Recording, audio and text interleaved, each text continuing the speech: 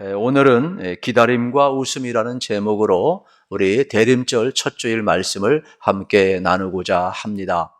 교회력으로 기다림이라는 것은 우리에게 가장 중요한 출발을 이야기하고 있습니다.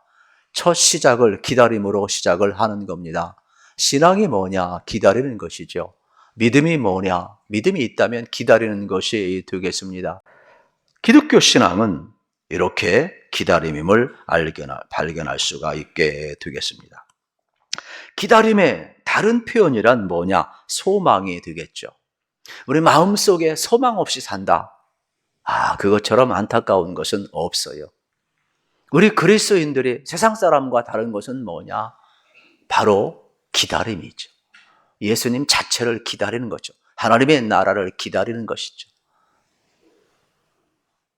그만큼 소망을 갖고 사는 것, 기다림을 갖고 사는 것은 우리 인생에 있어서 얼마나 큰 축복인지 모릅니다. 기다리는 자에게는 이미 주님이 오셨고, 기다리는 자에게는 그 기다림이 성취됨을 보게 되는 겁니다. 그래서 성경은 이 기다림과 성취의 구절을 가지고 있게 되겠습니다. 하나님은 우리에게 성취에 앞서 기다림을 주고 있어요. 그래서 하루하루를 앞당기면서 하나님이 이루어가고 있음을 볼 수가 있게 되겠습니다. 세상 사람들은 시간이 흘러간다라고 이야기를 합니다. 그러나 우리 그리스도인들은 새로운 개념을 가지고 있지요. 미래의 시간이 우리 앞에 다가오고 있음을 우리는 볼 수가 있게 되겠습니다. 그래서 그리스도인들에게 시간은 미래에서 현재로 다가오는 것이라고 말할 수가 있겠습니다. 여기에 기다림이 있음을 발견하게 되는 겁니다. 실질적으로 주님이 다시 오시마 약속하셨고, 우리는 이 기다림 속에서 미래에 우리 주님을 우리는 다시금 만나게 될 것입니다. 그래서 사도 바울은 우리 신앙인들을 향하여서 자다가 깰 때가 가까웠다라고 이야기를 하고 있음을 보게 되는 겁니다. 지금은 지나가는 순간이 아니라 미래의 시간이 다가오는 시간이요. 이미 다시 오시마 약속한 예수 그리스도를 기다리는 그러한 위치에 우리가 있다라고 이야기하는 내용이 되겠습니다. 그래서 기다리는 사람은 설렘이 있게 되는 것이죠. 그리고 우리의 가슴 속에 여러분 따뜻함을 우리 주님은 선물로 주시고 있음을 보게 됩니다. 우리는 하나님 나라를 기다리고 하나님을 기다리지만 하나님은 우리를 기다리고 있다는 사실을 기억을 해야 되겠습니다. 이것이 바로 성경의 내용이 되겠습니다. 하나님은 모든 인간이 돌아오기를 기다리고 있습니다. 그리고 우리는 위기와 절망 속에서 하나님이 소망과 생명과 빛으로 우리에게 다가오기를 기다리고 있음을 발견하게 되는 겁니다. 이 땅에 오신 예수 그리스도, 이미 우리가 만난 예수 그리스도, 다시 오실 예수 그리스도, 그리고 영원한 세계 속에 약속하신 생명과 은혜의 자리를 기다리며 오늘을 살아가고 있음을 발견하게 되는 겁니다. 그래서 신앙 자체는 기다린다는 뜻이에요. 우리가 하나님을 앙망하며 하나님의 나라를 기다리며 다시 오실 주님을 기다리는 것, 이것이 바로 신앙이요 믿음임을 발견하게 되는 겁니다. 이미 사랑하는 남자와 여자가 사랑을 하고 있죠. 만나고 있죠. 그러나 결혼할 약속 날짜를 기다리고 있듯이 우리가 안 만난 게 아니에요. 사랑 안 하는 게 아니에요. 그날을 소망하며 기다리는 것이 되겠습니다. 오늘 문제는 하나님이 우리를 찾아오실 때 우리의 시간과 다르고 우리 눈으로 금방 볼 수 있는 것이 아니라는 데 문제가 있습니다. 감추어진 상태로 다가오고 있다는 사실이 되겠습니다. 그래서 성경에 보면 하나님은 종종 우리에게 이렇게 이야기합니다. 눈이 있어도 보지 못하고 귀가 있어도 듣지 못하는 자요. 볼 수 있는 눈을 가지라. 들을 수 있는 귀를 가지라. 심지어 깨달을 수 있는 마음을 가지라. 그래야 하나님이 너에게 다가올 때 알 수 있다라고 이야기하고 있음을 발견하게 되는 겁니다. 이 시간 성령님께서 여러분 가운데 임재하사 여러분에게 다가오시는 주님을 여러분이 볼 수 있고 만날 수 있기를 축복합니다. 그래서 하나님의 새로운 역사는 오늘도 낮은 자리에서부터 시작되고 있음을 우리에게 보여줍니다. 그 내용이 뭐냐? 이사야 11장의 내용이 되겠죠. 여러분, 구원은 우리로부터 출발하지 않습니다. 우리는 전적으로 타락된 존재입니다. 우리는 구원받을 수가 없어요. 그래서 구원은 하나님의 열심히 우리를 구원하는데 그게 바로 뭐냐? 이사야 11장은 바로 메시아 여러분 장이 되겠죠. 하나님의 열심히 우리를 구원하는데 예수님을 보내서 우리를 구원하겠다. 이사야를 통해 예언한 내용. 그래서 메시아 장이 이사야 11장이 되겠습니다. 우리 1절 말씀 아주 중요한데 같이 읽겠습니다. 이새의 줄기에서 한 싹이 나며 그 뿌리에서 한 가지가 나서 결실할 것이요. 아멘. 왜 이새의 줄기에서 한 싹이 난다 이야기했을까? 다윗의 줄기에서 난다고 하지 않았을까? 이새는 다윗의 아버지죠. 한마디로 이야기하면 우리의 생각과 달리 보잘것없는 곳에서 아무도 주목하지 않는 곳에서 가장 연약한 곳에서 메시아가 온다라는 거예요. 그래서 우리를 구원한다고 이렇게 대비시켜 표현하는 내용이 되겠습니다. 이새는 여러분 잘 아는 것처럼 다윗의 아버지이지만 오벳의 아들이 되겠죠. 오벳의 부모는 누굽니까? 보아스와 이방 여인 룻이 되겠죠. 그래서 룻기에 보게 되면은 이방 여인 룻이 얼마나 연약하고 비참한가를 여러분 잘 알지 않습니다. 오늘날로 이야기하면 다문화권 속에서 우리도 이제 250만 명 이상이 되는 다문화권 사이 속에 우리가 접어들었지 않습니까? 아무도 주목하지 않았어요. 오히려 그 사이 속에서 어쩌면 소외되었는지 모르 그러나 가장 연약한 자를 통하여서 그곳에 성령이 임하고 메시아가 왔을 때 하나님의 능력, 구원의 역사, 어두운 세상에 세상을 비추며 기적 같은 역사가 일어난다는 것을 이야기하고 있음을 발견하게 되는 겁니다. 오늘 우리도 마찬가지예요. 성령이 임하면 여러분도 하나님의 역사가 나타날 믿으시기를 축복합니다. 오늘 우리에게 가장 중요한 것은 성령의 임함이 되겠죠. 그래서 오늘 이 이새의 줄기에서 한 싹씩 난다. 같은 말이거든요. 이 줄기, 싹, 이건 넷제르라고 이야기를 해요. 그러면 이 히브리어 넷제르는 뭐냐? 가장 연약한 것, 어떤 싹, 줄기, 가지, 뿌리 이런 것이 되겠지요. 신약 성경에 보아도 나사렛에서 무슨 선한 것이 나오겠느냐? 그만큼 가난한 동네였고 아무도 주목하지 않았죠. 그래서 신약에는 여러분 나사렛에서 나왔는데 구약엔 나사렛이 없어요.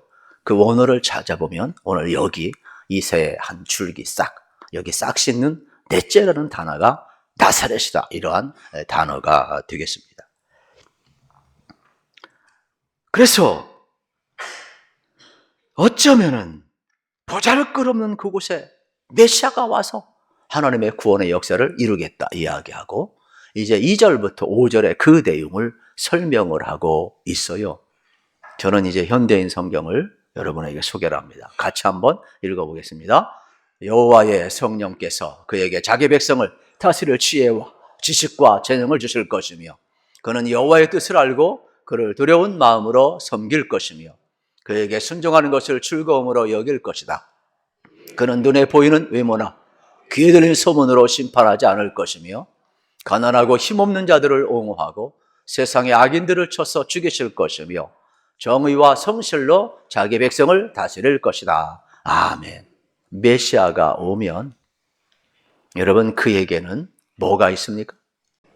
지혜가 있고 총명이 있고 모략이 있고 지식이 있고 그리고 하나님을 알고 하나님을 경외하게 하는 놀라운 역사가 나타난다라고 이야기를 하고 있어요. 그러면 여기에 나타나는 지혜라는 것은 무엇을 의미하느냐? 우리가 잘 아는 것처럼 여러분 보이지 않는 곳에 여러분 보이는 놀라운 원리가 나타남을 보게 되는 것이지요. 그리고 우리가 잘 아는 것처럼 지식이라는 것은 아는 것이 되겠습니다. 또 재능이라는 것은 이 총명과 같이 뭐와 같아요? 실천하고 적용하고 일을 이루는 능력이 되겠죠. 그러니까 성령에 임하면 보이지 아니하지만 원리가 보인다라는 거예요.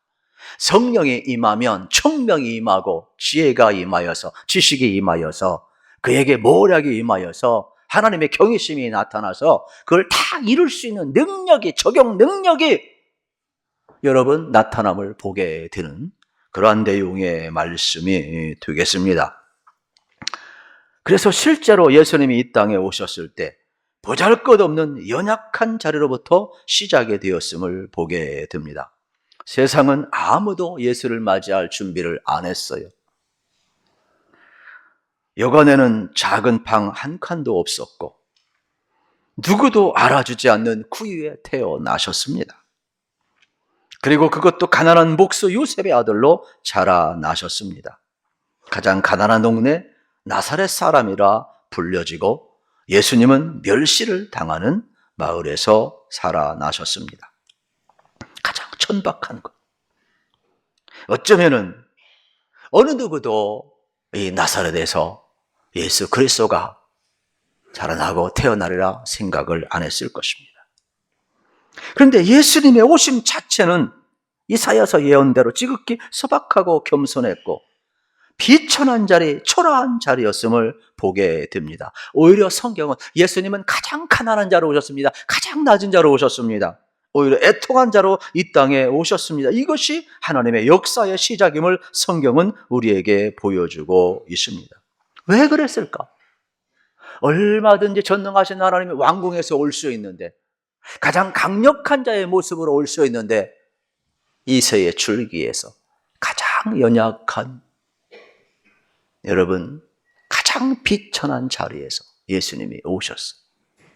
이것은 세상을 여러분 뒤엎고자 하는 하나님의 마음임을 우리는 발견하게 되는 겁니다. 하나님이 싫어하는 세 그룹이 있다고 합니다. 첫째는 교만한 사람을 하나님은 싫어하십니다. 하나님을 알지도 못하고 스스로 높은 체하며 으스레는 사람입니다. 둘째는 잔인한 사람입니다. 이웃을 조롱하는 사람, 연약한 사람을 무시하고 억압하는 것, 하나님은 이러한 태도를 싫어하십니다. 세 번째로 하나님은 탐욕이 많은 사람을 싫어하십니다. 권력과 재물, 명예 앞에서 인간의 존엄성조차 무시하고 그것을 탐하는 사람들을 하나님은 싫어하십니다. 이러한 자들을 향한 하나님의 심판으로 가장 가난한 자의 모습으로, 가장 낮은 자의 모습으로 예수님이 오셨음을 기억을 해야 합니다.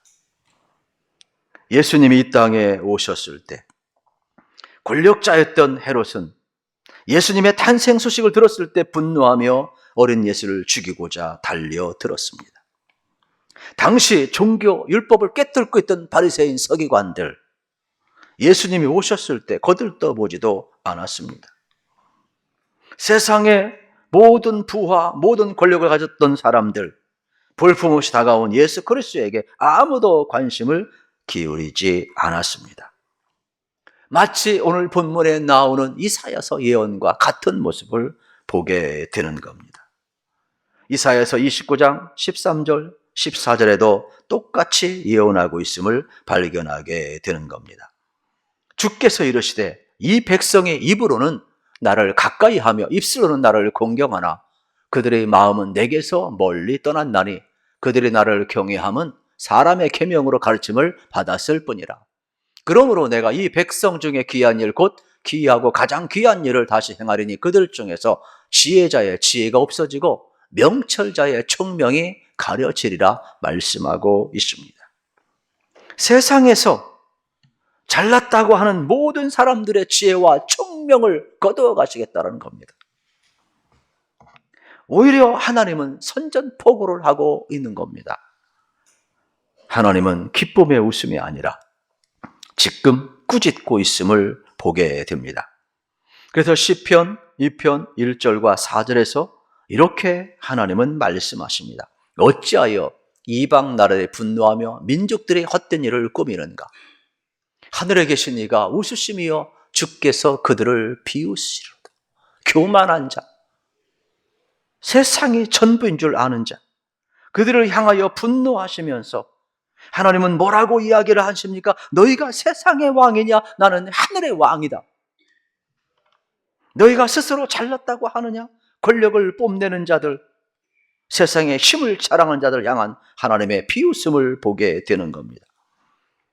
하나님을 적대시하는 자들을 향한 하나님의 조롱이요, 교만한 자들을 향한 하나님의 심판임을 보게 되는 것입니다. 그러나 가장 비천한 마리아에게 성령님이 오셔서 수태고조를 이야기했을 때 마리아는 깜짝 놀랐습니다. 자신처럼 어리고 연약한 여인에게, 별 볼 일 없는 초라한 여인에게 임재하셔서 하나님의 새로운 구원 역사를 이루어 가신다니 너무나도 감격해서 하나님의 뜻을 깨닫고 그는 이렇게 노래합니다. 누가복음 1장 48절에 보면 그의 여종의 비천함을 돌보셨습니다 그랬어요. 그리고 누가복음 1장 51절 53절에 보면 그의 팔로 힘을 보이사 마음의 생각에 교만한 자들을 흩으셨고 권세 있는 자를 그 위에서 내리쳤으며 비천한 자를 높이셨고 줄이는 자를 좋은 것으로 배불리셨으며 부자는 빈손으로 보내셨도다 말씀하고 있습니다. 기독교 신앙은 강력한 것이 되겠습니다.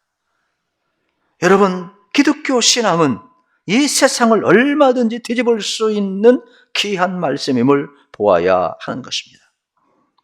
바로 인간들의 자랑과 교만, 인간들이 의지하는 자기 힘, 권력, 재물을 향한 끝없는 탐욕, 더욱더 그것 때문에 잔인해지는 인간 사이를 향하여서 예수님을 보내면서 그것을 되짚고 있는 장면을 보아야 되는 것입니다. 무언가 휘두를 것이 있다고 자기를 뽐내고 가난한 자를 업신여기고 연약한 자를 조롱하는 자들을 향한 하나님의 비웃으심이 예수님의 오심임을 기억을 해야 합니다. 성공을 추구하고 달려가는 사람들, 권력에 붙들린 사람들, 돈과 재물의 탐욕 속에 빠진 사람들을 심판하기 위해 하나님은 그 정반대의 길로 오셨음을 생각해야 합니다. 가장 낮고 초라한 곳에서 가장 비천하고 무력한 어린 나이의 모습으로 아들 예수님을 이 땅에 보내셨다는 사실입니다. 그래서 하나님은 교만한 자를 꺾으시지만 겸손한 자에게는 웃음으로 다가오시는 분이 되겠습니다. 그렇다면 이 땅에 오신 예수 그리스도, 오늘 우리를 향하여서 어떤 웃음을 짓고 계실까요?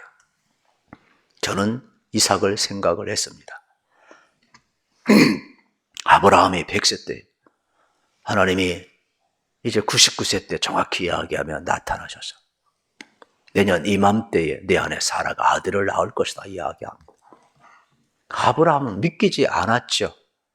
내 나이가 100세가 다 되어가는데, 또 아내 사라도 90세가 되어가는데 어떻게 아들을 낳을 수 있는가? 그래서 성경에 보면 창세기 17장 17절에 이렇게 기록을 하고 있어요. 같이 한번 읽겠습니다. 아브라함이 엎드려 웃으며 마음속으로 이르되 100세 된 사람이 어찌 자식을 낳을까? 사라는 90세니 어찌 출산하리요? 하고, 속으로 이거 하나님 말도 안 되는데요, 믿고 싶지만 도저히 자기 생각으로는 믿어지지가 않는 것이죠. 사라는 어땠을까요? 아브라함과 하나님의 대화를 천막 사이에서 듣고 그가 자기도 모르게 웃음이 나왔어요. 그래서 창세기 18장 12절에 보면 같이 한번 읽겠습니다. 사라가 속으로 웃고 이르되 내가 노쇠하였고 내 주인도 늙었으니 내게 무슨 즐거움이 있으리요. 아멘. 똑같이 사라도 웃었어요. 왜냐하면 상상할 수 없으니까. 하나님이 뭐라고 이야기하고 사라도 웃냐? 순간 거짓말하죠. 아니, 안 웃었습니다. 하나님이 얼마나 유머가 있으신지. 내가 웃었다. 그러므로 아들을 낳을 건데 웃음 이삭이라 지으라. 이삭을 주신 것이 되겠죠. 저는 이 말씀을 들을 때마다 사라의 웃음은 기가 막힌 웃음이었지만, 말도 안 돼서 터져나온 웃음이었지만 1년 뒤에 하나님은 어떻게 성취하십니까? 창세기 21장 6절을 같이 한번 읽겠습니다. 사라가 이르되 하나님이 나를 웃게 하시니 듣는 자가 다 나와 함께 웃으시리로다. 하나님이 나를 웃게 하셨다. 얼마나 귀한지 몰라요. 기가 막힌 웃음을 기쁨의 웃음으로 바꾸어 주셨어요. 이 소식을 듣는 우리를 향하여 너희도 나와 함께 웃자. 슬픈 여인을 향하여 나와 함께 웃자. 이삭은 아브라함과 사라에게 기쁨의 웃음이 되어 주었습니다. 하나님은 예수님을 통해서 예수님이 여러분에게 기쁨의 웃음이 되기를 원하고 계신 것이에요. 이게 복음인 거예요. 하나님은 예수님을 통해 우리에게 웃음을 선물로 주셨어요. 예수님은 이 땅에 가장 비천한 자리에 오신 이유가 있어요. 우리를 위로하기 위해서.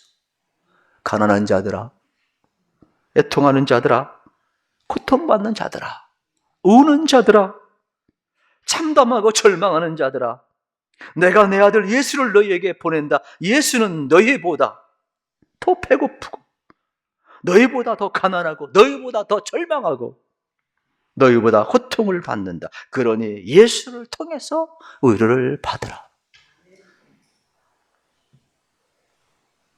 여러분, 하나님이 예수님을 보낸 목적이 여기에 있음을 보게 되는 겁니다. 그러므로 예수님은 우리에게 하나님의 따뜻한 사랑의 웃음임을 볼 수가 있습니다. 사단의 종이었던 우리를 죄악에서 용서하시고 우리를 구원하셨고 하나님의 아들, 딸이 되게 하셨습니다. 그러므로 그 예수 그리스도는 우리에게 구원의 기쁨을 가져왔고 이 세상이 죽음으로 끝나지 않고 영원한 생명의 세계가 있음을 우리에게 맡겨주셨습니다. 이보다 더 큰 사랑이 어디 있겠습니까?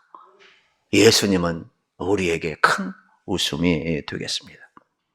우리가 교만할 때 하나님의 웃음은 비웃음이었습니다. 그러나 우리가 겸손할 때 주님의 은총을 찬양할 수 있고 하나님의 웃음은 기쁨과 사랑의 웃음임을 우리는 발견하게 됩니다. 사랑하는 성도 여러분, 이 기다림은 기대가 아닙니다. 예수님을 기다리시기를 축복합니다. 여러분의 기쁨은 예수님 때문에 기뻐할 수 있기를 축복합니다. 여러분들이 예수님 때문에 힘을 얻고 예수님 때문에 기뻐하고 예수님 때문에 찬양하고 예수님 때문에 여러분의 인생이 달라진다면 그것보다 위대함은 없는 것입니다. 우리는 바리새인, 서기관, 종교인들의 의무로 신앙생활하는 것이 아니라 예수님 때문에 기쁘고 예수님 때문에 힘을 얻고 예수님 때문에 변화되는 삶. 오늘 하나님은 예수님을 통해서 우리를 웃게 만들고 있습니다.